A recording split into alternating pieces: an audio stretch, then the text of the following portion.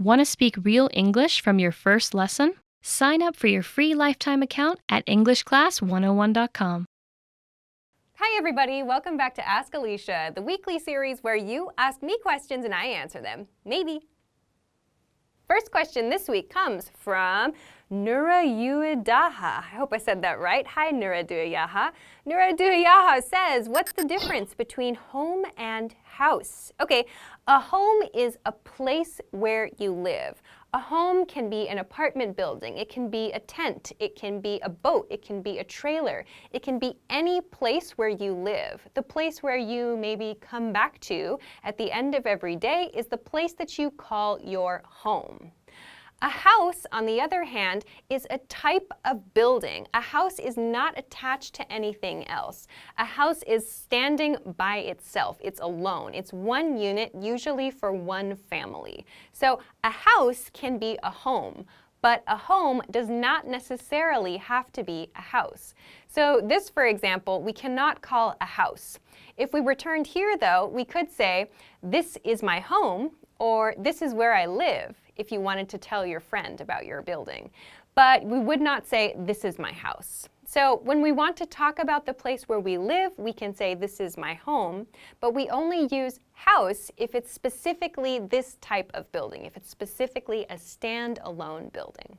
There's one other use of the word house that's much less common unless you watch like really big epic stories. So for example, Game of Thrones has a really good example of this. House Stark, for example, or house plus last name, refers to all the family members that have that last name, and that means all the family members living or dead. So that can mean the ancestors of that family. So in House Stark, for example, that means all of the family members in the Stark family. So alive, dead, whatever.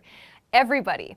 So this use of house is quite uncommon. As I said, it may be more commonly used in like fantasy stories. Game of Thrones is a great example of this, but we don't use this in everyday English today. So I hope that this helps your understanding of the differences between home and house. Thanks very much for the question. Okay, let's move on to your next question. Next question comes from Zaina. Hi, Zaina. Zaina says, what is the difference between to fill in and to fill out? Okay, if you're talking about a form, like paperwork, an application, for example, then there's no difference between to fill in and to fill out. For example, please fill in this form, and please fill out this form. They mean exactly the same thing. I would say perhaps in American English, fill in is less common than fill out. I think we use fill out more commonly in American English. Fill in might be a little more commonly used in British English. If, however, you are not talking about an application form or some other type of form, there are different meanings for fill in and fill out. So let's look at fill in first. To fill in for someone means to act as a substitute for someone. So if we can imagine we're at a rehearsal for a play, for example, you might say, I filled in for a dancer who was injured. Or, we need someone to fill in for the lead role in today's rehearsal. To fill in for someone means to act as a substitute for someone, to fill in. So this use is quite different from the meaning of writing something on a form. Now then, let's compare this, or let's contrast this rather, with fill out. To fill out means to get larger, usually as a person in terms of like your weight gain. So to fill out means your body or your face becomes larger. So this can be used in positive and in negative situations. For example, he was very sick last year, but he's recovering now and his face has filled out nicely. Or, you've filled out a lot since the last time I saw you.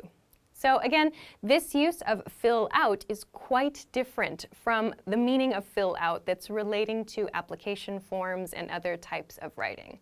So I hope that this answer helps you understand the differences between fill out and fill in. Thanks very much for sending this question. Okay, let's move on to your next question. Next question comes from Eddie. Hi, Eddie. Eddie says, "Hey, Alisha, I am French and I have been learning English for a while. When should I use do not? And when should I use don't? Thanks." Okay, basically, do not sounds more stiff and more formal than don't. In everyday speech, we use don't. Don't do this, don't do that. We use do not in more formal situations, like when we're giving a speech, for example, or perhaps when we're writing an academic paper. When you want to sound more formal, more polite, use do not. You'll also see do not used for official rules. For example, do not throw away trash here, or do not smoke. If you use do not in everyday conversation, it might sound kind of dramatic or maybe even mysterious. So for example, saying, "Do not be afraid," sounds kind of mysterious and dramatic. But if we say, "Don't be afraid," it sounds a little bit more friendly.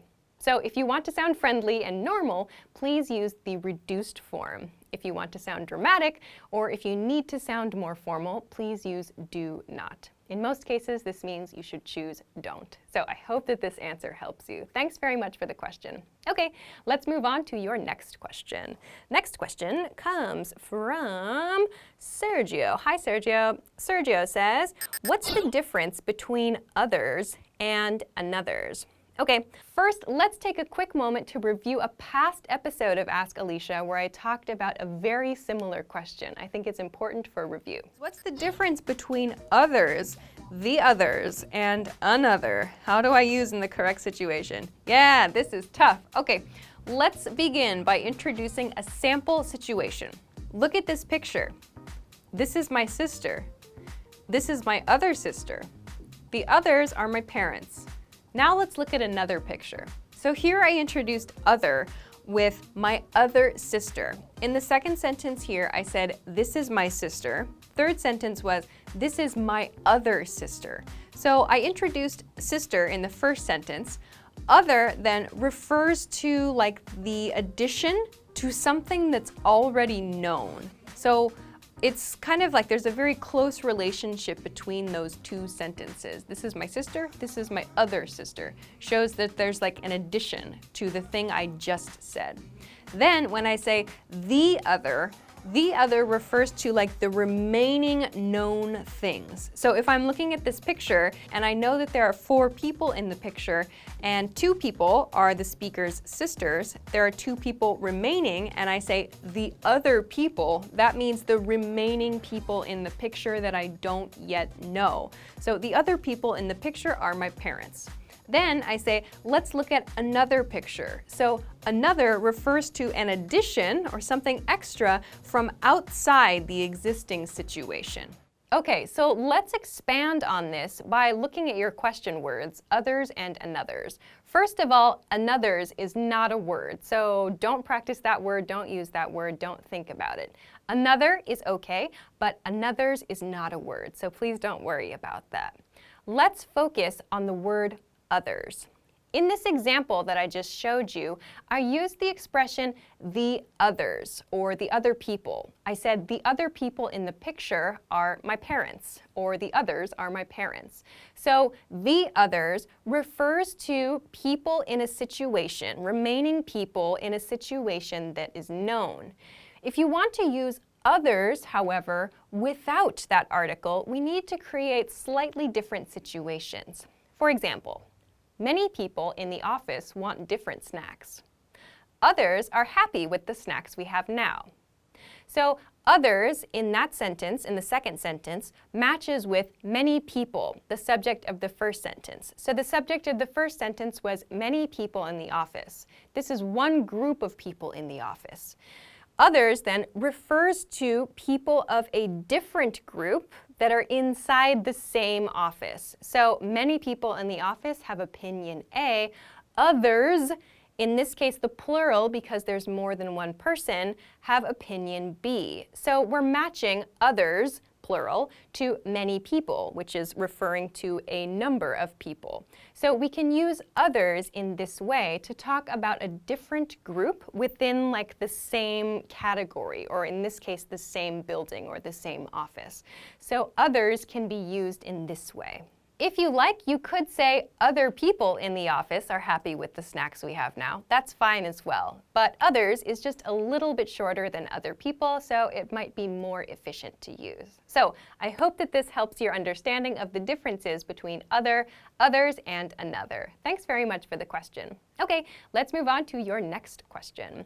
Next question comes from Raymond. Hi, Raymond. Raymond says, when and how do we use with before or after a sentence? Okay, first let's talk about using with at the end of a sentence. So many people who are very strict about English grammar think that it's incorrect or it's not proper to end a sentence with the word with, which is a preposition. So let's look at an example. Who are you going to the beach with? This sentence is, in strict grammar rules, not considered correct by many people because it ends with the preposition with. The perfectly technically correct version of this sentence would be, with whom are you going to the beach? So although this sentence is grammatically correct, it actually sounds pretentious to some people. Pretentious means something that sounds more important or more valuable or grander than it actually is. So you might sound a little bit pretentious if you use this style of speaking, even though, yes, it is grammatically correct. In everyday speech, most people don't actually use this pattern, this with whom pattern. In everyday speech, we tend to use with a lot at the end of a sentence, as in the original example. So maybe you've noticed that my second example sentence here begins with. So, with whom are you going to the beach? This is a sentence that you would use if you need to be extremely grammatically correct, but as I've said, in most cases, in at least modern American English, we don't use this style of speaking. This is an example of one way to use with in the starting position. We can use it along with what or with whom. For example, with what camera are you going to take photos? Or with whom are you going to dinner? So these sentences, again, although grammatically correct and beginning with, sound a bit unnatural in most cases in everyday American English. We actually sound a little more natural if we place that preposition at the end of the sentence, as in, what camera are you going to take photos with? Or who are you going to dinner with? So these are a couple of examples of how you can use with at the beginning and at the end of a sentence. I hope that this helps answer your question. Thanks very much for sending it along. Okay, let's move on to your next question. Next question comes from Kobe-chan. Hi, Kobe-chan. Kobe-chan says, hi, which of these two sentences is correct? Waiting in the lobby and waiting at the lobby. Okay, in a sentence like waiting in the lobby, as in I'm waiting in the lobby is correct. At the lobby, while used occasionally, is not used anywhere near as often as in the lobby. Please be careful though, if you're talking about a specific location inside the lobby, you will use at before the lobby, and then you'll follow that with the specific noun. So for example, I'm waiting at the lobby desk, or I'm waiting at the lobby bar, or I'm waiting at the lobby entrance. In those cases, we're talking about a specific location inside the lobby, so desk, bar, or entrance, and we use at for that. To talk about the general area of a lobby, however, we use in. I'm waiting in the lobby. So I hope that this helps answer your question. Thanks very much. All right, that is everything that I have for this week. Thank you, as always, for sending your questions. Remember, you can send them to me at EnglishClass101.com/ask-Alisha. Of course, if you liked this week's lesson, please don't forget to give it a thumbs up, subscribe to our channel if you haven't already, and check us out at EnglishClass101.com for some other things that can help you with your English studies. Thanks very much for watching this week's episode of Ask Alisha, and I will see you again next week. Bye-bye. Or you ask me questions and I answer them. Maybe. Okay. I don't know. I just wanted to do something different. I'm going to cut it right here anyway. It was really different. Right? That's what I was going for. Different.